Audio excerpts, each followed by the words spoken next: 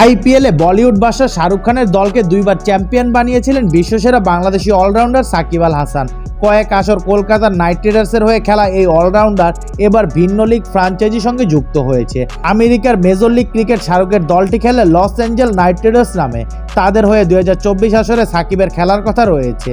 আজ নিজেদের সামাজিক যোগাযোগ মাধ্যমে দেয়া এক পোস্টে এই তথ্য জানিয়েছে লস অ্যাঞ্জেলস নাইট রাইডার্স, যেখানে তারা লিখেছে, আন্তর্জাতিক ক্রিকেটার হিসেবে সাকিব আল হাসান এলএ নাইট রাইডার্সের সঙ্গে 2024 মেজর লিগ ক্রিকেটের জন্য যুক্ত হচ্ছেন।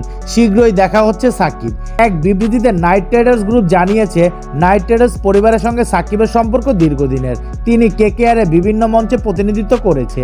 এর মধ্যে রয়েছে আমাদের দুটি চ্যাম্পিয়নশিপ। 2012 ও 2014 আইপিএল চ্যাম্পিয়ন দলের সদস্য ছিলেন তিনি। জুলাইয়ে এলএ নাইট রাইডার্সের বেগুনি সোনালী জার্সিতে আবারও তাকে দেখার তর সইছে না।